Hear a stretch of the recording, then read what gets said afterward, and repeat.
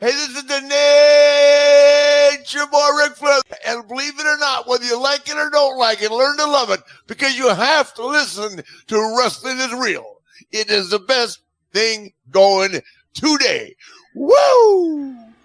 Celebrating 9 years of podcast excellence, the King of Podcasts Radio Network proudly presents the Wrestling is Real podcast, because wrestling needs us. Here we go, episode 730 of the Wrestling is Real podcast. Yeah, 730. Used to be the show that Channel 7 in Miami used to have before they call it Deco Drive. That was their entertainment show, like their Entertainment Tonight show, 730. You know, I remember, oh God, I'm going to just date myself if I keep doing that. Anyway, thanks for listening in, catching the show. You can subscribe, of course, wherever you find the show. But the first place you should go all the time, wrestlingisreal.com. That's where everything's at. You can find videos of the show, video versions of the show for YouTube, which, by the way, I'm finally going to get my YouTube handle, youtube.com/King of Podcasts. So at King of Podcasts will work on Twitter, Facebook, Instagram, TikTok, LinkedIn, and now YouTube. It's all there for you. With that said, there's a lot to go into tonight. Vince McMahon's the investigation into his things that he did, that he was accused of.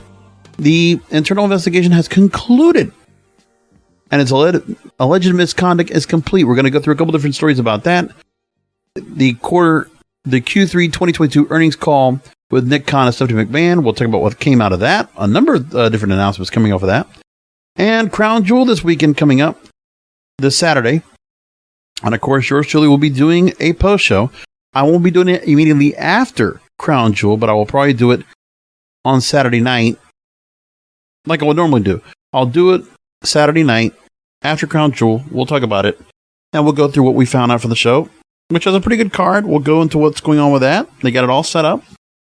And while Vince is now completely out of the picture, with this investigation by the WWE being concluded, we don't know anything about when it comes to any charges or any kind of misconduct or what kind of penalties or civil cases he might see down the line.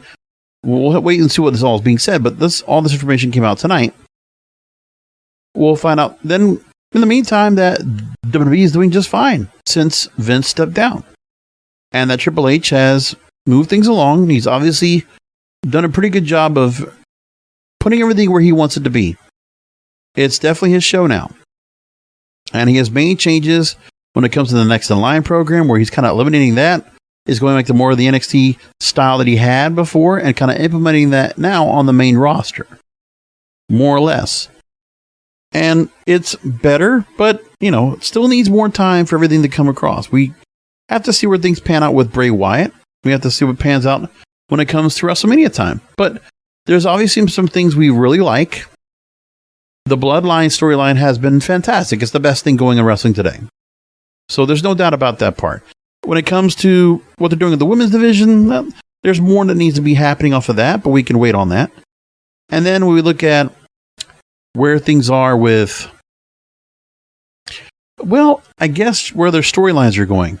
And some of the storylines they spend a lot of time on and what they've invested time on. We're going to talk all about that soon enough. But there's a lot there. And Judgment Day, now with the OC, is a very interesting storyline. The deal with Rey Mysterio dealing with Sheamus and now dealing with Gunther and Imperium. You got that deal with you. Then you got Baron Corbin as a character now as the next wrestling god with JBL. And, there's other things they have. The Dexter Lumis storyline with The Miz. Sami Zayn, his old deal with the Bloodline. There's a lot there. It's interesting, and it's fascinating altogether. So we're looking at this and we're saying to ourselves, all right, WWE is giving us something to watch. Pretty good stuff. Is it all must-see TV? No. But you can see some of the people are still trying to watch more.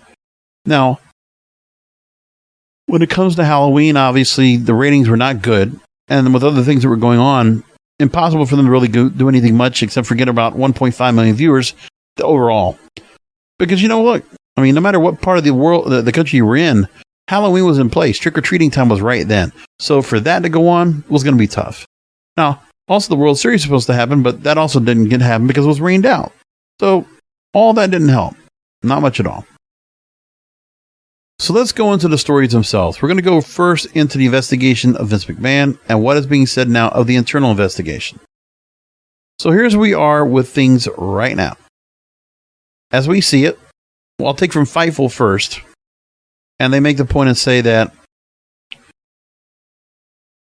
we know that back on June 15th, Wall Street Journal reported that the board had launched an investigation over alleged sexual misconduct and hush money.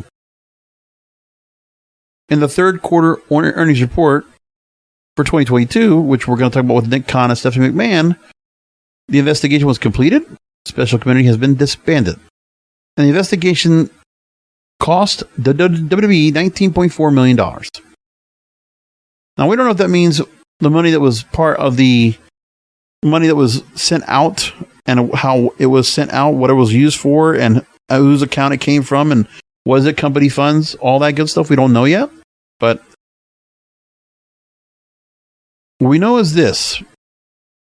In the investigation, there was a brief statement that was put in, and they made the point and said that Vince McMahon, who resigned from all positions July 22nd, 2022, remains a stockholder with a controlling interest, and another executive who is also no longer with the company, that's John Laurinaitis. The special committee investigation is now complete. The special committee has been disbanded. Management is working with the board to implement the recommendations for the special committee related to the investigation. For the 3 and 9 month periods ending September 30th, 2022, the company's consolidated pre-tax results, including the impact of $17.7 million and $19.4 million, respectively, associated with certain costs related to the investigation. That's it. So, nothing was said, but I'm sure people are going to try to go ahead and prod and figure it out. The media is obviously going to try to ask. But so far, nothing. But as I said before, when we went back to July and the whole deal with Vince resigning, I said, sure, there has to be some impropriety with Vince McMahon. But all of a sudden, it's being brought now. And with this happening to Vince, basically, you got to get ousted. You need to be canceled and dropped out altogether. And these reporters took it upon themselves to put hit pieces on to do that. But the thing is, their stories really didn't mean shit. They might have gotten some information from, as we said, it was a friend of an anonymous source, which really couldn't verify anything from, which nobody came forward. There were nobody that could say that the sources were accurate or what they were being said. We didn't ever see any documents to document and validate what was being said. But the one thing they did say was there was an investigation by a third party. Special committee investigation. Well, now it's done. It took, 4 months, 5 months for it? And that's it. And results came. So John Laurinaitis dismissed from Vice President of Talent Relations. And Vince McMahon, when he knew that the SEC was going to be taking wind of what was going on, this is what happens. Instead of Vince McMahon still being on board and seeing what could happen with the stock and where the shareholders would be, instead the stock went up and continued progress on profits for the company overall. And that was it. Now, that's what Fightful put in there. I'll go to Hollywood Reporter that put a little more information.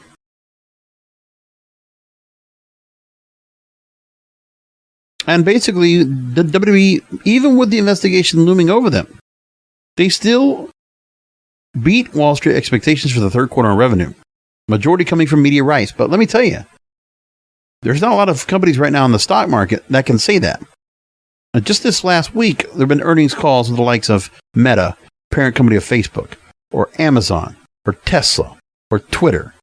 They're all suffering, or Apple. They all took hits on their stock prices. And they might have met certain expectations and profits, but the truth was it wasn't enough.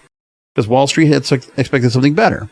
And this time of inflation, of a very bad economy and a bear market, for WWE to continue to do well. Tells you a lot. And so in the story, they said that they delivered on expectations in the third quarter. Net revenue, $304.6 million. Operating income of $58.9 million. And that was primarily due to an increase in both domestic and internal rights media feeds related to the company's flagship programs, Raw and SmackDown. The majority of the revenue was $233 million that came from media rights, live events, $35.2 million, which included Clash the Castle, which included, I don't know if it included SummerSlam. No, I guess it did include SummerSlam, yes. You got that going for you. And I guess that also includes Money in the Bank, yeah, all those. But while many entertainment companies are beginning to lower expectations, WWE is bullish on its prospects. They now expect the full year of 2022 to be at the upper end of $370 million. That they're going to continue to do well on their earnings. They're going to stay consistent. And as we said, the investigation was cleared. So anybody wants to make sure and assure that, hey, is Vince McMahon going to be a problem going forward with the stock? No. And that WWE, in essence, with the earnings call and with the investigation concluded, they have, as a company, they have thwarted any really horrible, harmful press or negativity or any dealing how crisis management was done. They handled it great. And as for Vince, he had to do the right thing. For the company's sake, he did. Because by doing what he did, the company is holding on just fine. They're not hurting now. They're okay. They're going to do okay. Now it's just a matter of what kind of media rights fees are they going to get next time around. Because obviously, with Peacock or with Fox right now and NBC Universal, WWE is still a very much important property. They're an important live intellectual property of sports they have to hold on to. So they have to keep it going. They have to hold on right now and keep who they have. There's just no other choice. So there's more to be said about what was said in the quarterly report. We'll talk about what Nick and Stephanie has actually said in the announcement. And so basically, here are some of the highlights. Stephanie said renewed creative has increased interest in the product and caused viewership to increase. And the White Rabbit project that led to Bray Wyatt's return was very well received and accepted. Nick Khan announced how WWE has recently extended their Raw re-air rights deal with Hulu. I mean, this is a temporary deal, but we don't know what the extent of how long it's going to go. Nick Khan says that WWE has been paying attention to NFL's partnership with Amazon, and they saw with their move to Peacock that an audience would migrate to another platform. And so, yeah, this is what's being said. Now, when he refers to Amazon, getting 10 to 13 million people to watch Thursday Night Football on Amazon, as opposed to watching it on NFL Network and a mixture of the network channel, whether it was either CBS at one point or NFL Net or Fox. Well, that got switched.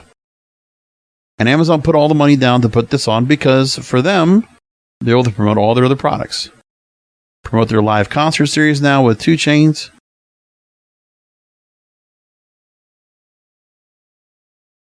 Promote Amazon proper, promote Audible, promote all their series on Amazon Prime. There's so much they could do.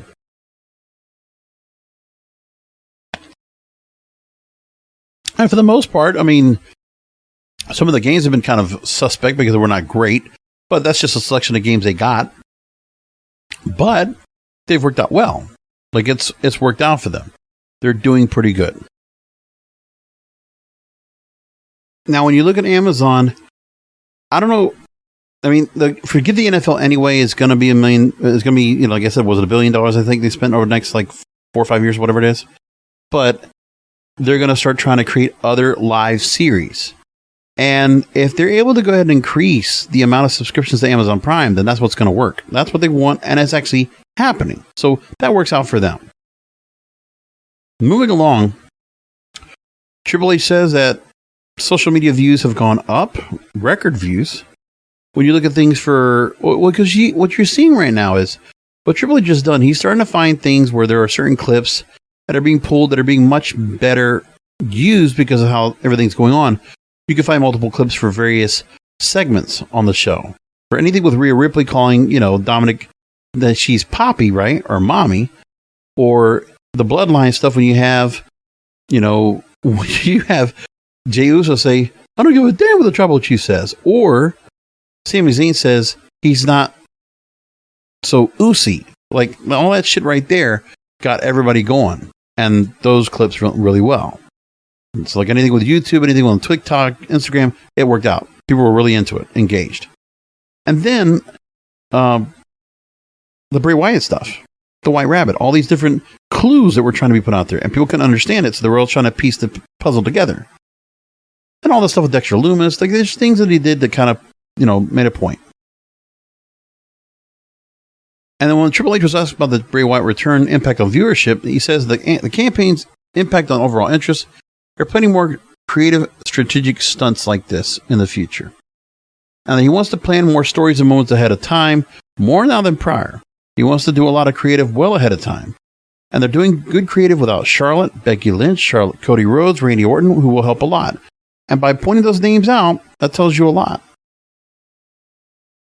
Obviously, he sees those names as important come next year, if Randy Orton can make it back. Whenever Cody, Charlotte, and Becky make their way back. He says, Triple H says he is not afraid of losses of creative and learns a lot from them. He helps formulate his plans of where to go moving forward. So he knows that there might be some things that might not be working perfect, but that's okay. He's going to figure it out. He's working on NXT Europe and says they want to recruit among amateur sports as well as scouting established talent in the area. So he's going to create what he wants as a feeder system into Raw and SmackDown. So we're already hearing things about other wrestling organizations because we know how he worked that with Evolve and Beyond Wrestling and other places.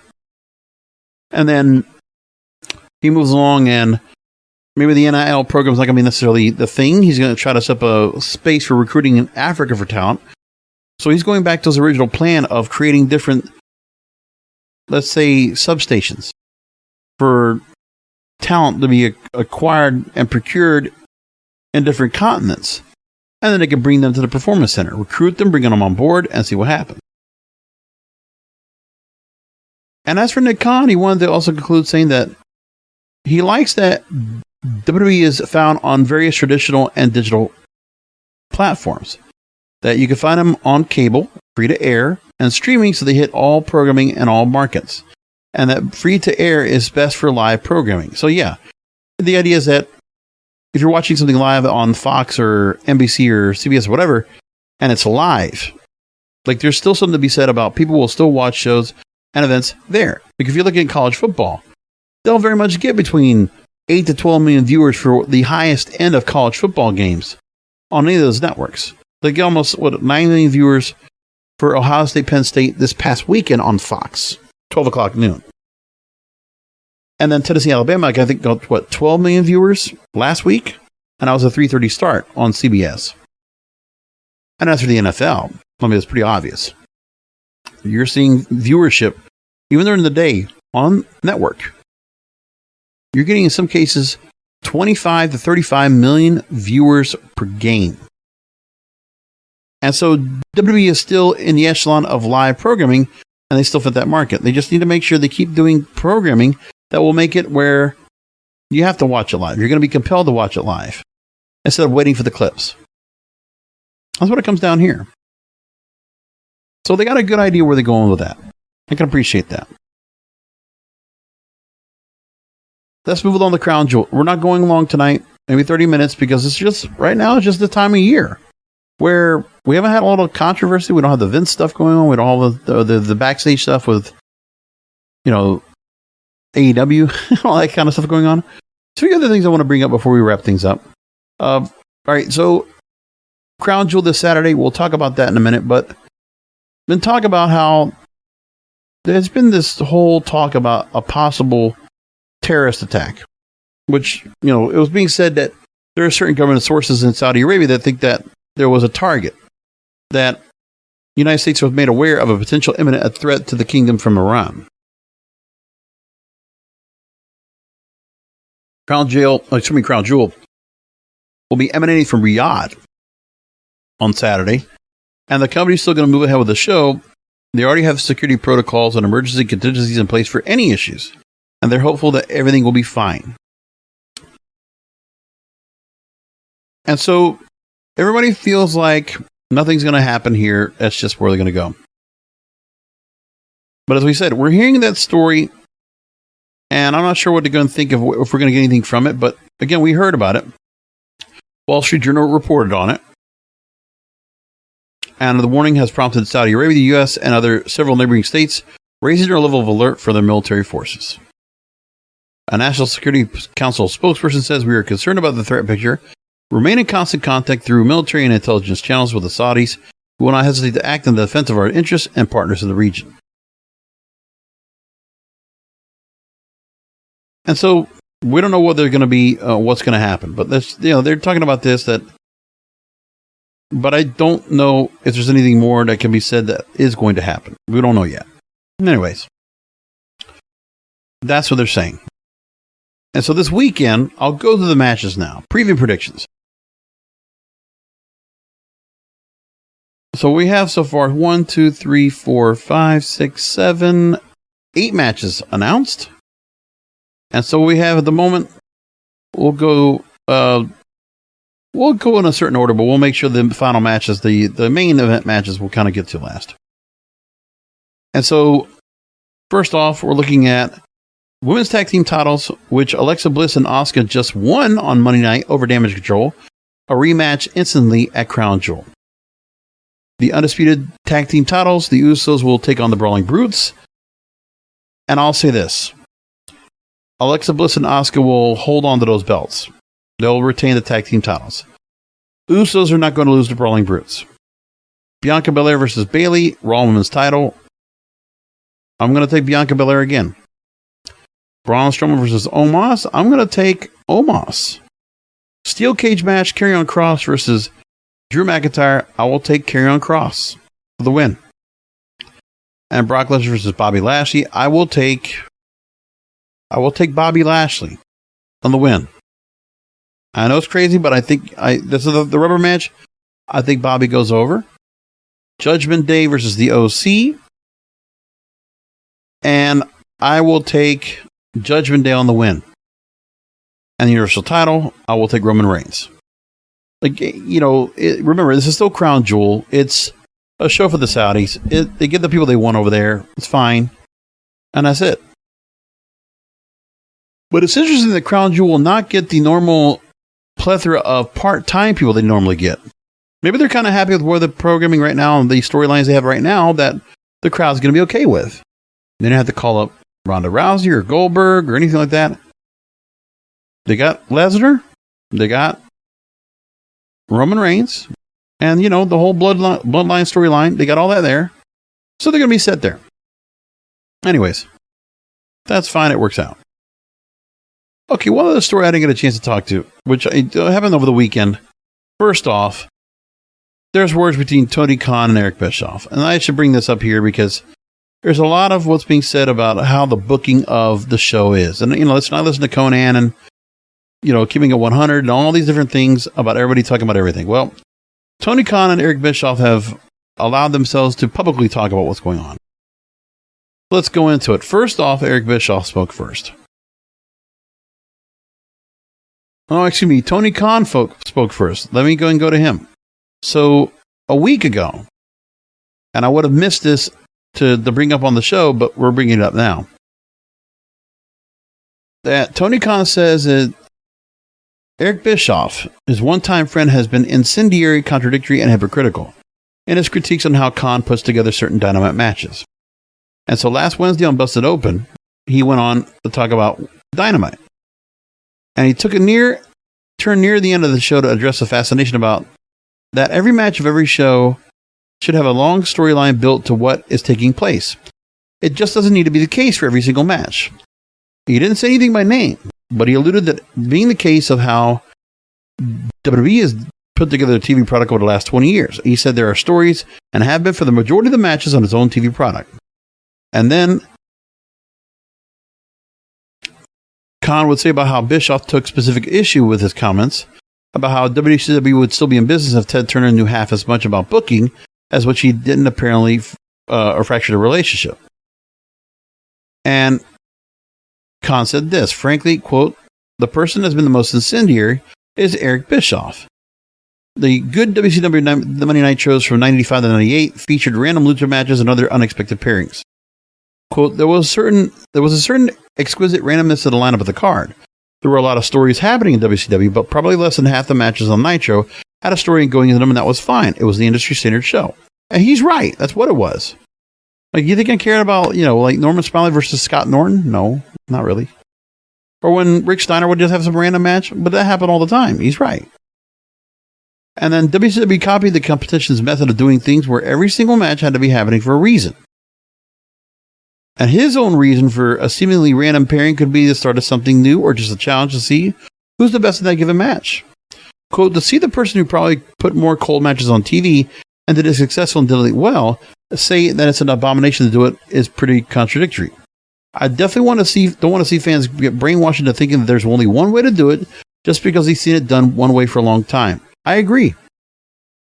What I like about AEW, the matches we have, and to see certain storylines not be followed along every single week. Like, listen, MGF wasn't even on the show this week. We had him on for weeks before, leading up to the match he'll have against Jon Moxley. But, like, really, at Full Gear, we didn't get anything about that. Not right away. But we will. And when you think about it, yeah, like right now, Full Gear, we're not necessarily aware of what matches are going to be coming up and how things are going to be happening. But we have, 2 more weeks of shows to lead us into Full Gear, which we already know the matches we have right now. We already have matches scheduled. You got Toni Storm versus Jamie Hayter for the interim women's title. The Acclaim versus Swerve in Our Glory for the tag team titles. They've been definitely pushing that. Toni Storm, Jamie Hayter, they've been pushing on that. The World Championship Eliminator match tournament finals will be featured there. Then Jon Moxley and MJF for the world title. That's already set. So, they did certain vignettes. They did things to kind of make sure to foster along storylines to remember what was going on. But for the most part, everything's working out good, right? So that's Tony Khan's point of contention. But then Eric Bischoff gets on his 83 Weeks podcast and follows suit. And so Eric Bischoff says that, quote, oh, I'm sorry, we're going to move along because the Wrestling Observer was just kind of doing a recap. And so here's what Bischoff said about Tony Khan's comments. Number 1, quote, there were certainly random matches that didn't have any story in WCW. I'm not denying that. But I'm also going to point out, I don't think I've ever said in any of my commentary about AEW that I believe every match should have a story.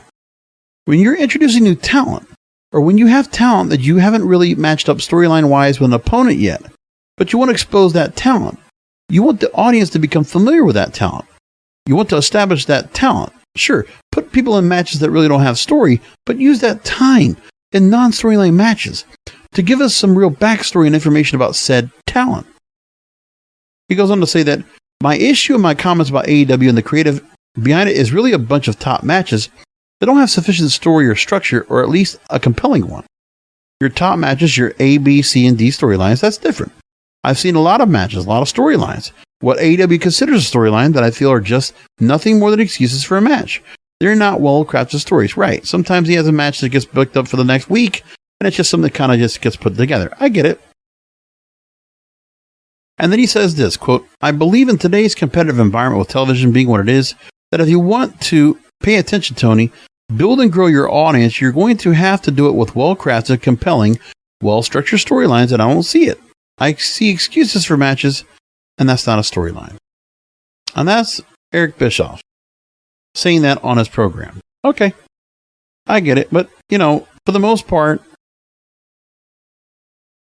I get where he's coming from, and I can appreciate where both sides of the argument are. But We already know that AEW is going to do their own thing. Tony Khan's going to book as he wants. And even though the TV product might be a little bit inconsistent, do we really rarely complain about the pay-per-views? No, because the pay-per-views rock. I mean, even when we talked about the fact that how things turned out at the end of All Out, the pay-per-view was great. If we didn't have the scrum, the pay-per-view was great. Like, I don't think I've ever given like a really bad rating to a pay-per-view of AEW's because it doesn't happen. Even the Ring of Honor stuff they put together doesn't do the same thing either. It just works out. So I don't know. I don't know what to think. But it's, you know, it's their thought process, where they're coming from. Doesn't make a difference to me. But I get it. This is where they feel like they need to go and explain things. And I'm like, whatever. Okay. So that's it, folks. That's the show for the night. Oh, by the way, we just learned that AEW, tonight we had Jeff Jarrett show up in storyline. I guess he's going to deal with Darby Allin and Sting. And he's officially signed with AEW as Director of Business Development. Jeff Jarrett in yet another promotion. You know, I get it. I mean, they had him as, had his live events over at WWE, and he was let go, or he left, I forget what it was. But now he's here, and he's behind the scenes. Listen, he's not running the show, he's not running the programming, he's not booking himself at the top of the card to be king of the mountain. That's fine. I think we'll work with all that just fine. I'm okay with that. So anyway, that's going to leave it there. That's the show for the night. And these 30-minute shows are just happening because news has been just kind of quiet. Things are just kind of like moving along and they're slow, and that's good. I'll take it like that. But we will do a post show coming up for Crown Jewel this Saturday. Make sure to check out that. I'll have it this Saturday night at WrestlingControl.com. Until then, come back for another Wrestling Control podcast. Enjoy Crown Jewel, because wrestling needs us. Thank you for listening to the Wrestling is Real podcast. You can find all previous episodes at WrestlingIsReal.com or subscribe to the show on all major podcast outlets, including Apple, Amazon, Google, Spotify, and iHeartRadio. Follow the King of Podcasts on Twitter, Facebook, and Instagram at King of Podcasts, and search King of Podcasts on YouTube, or type youtube.com/JBRASCO951. This has been a presentation of the King of Podcasts Radio Network.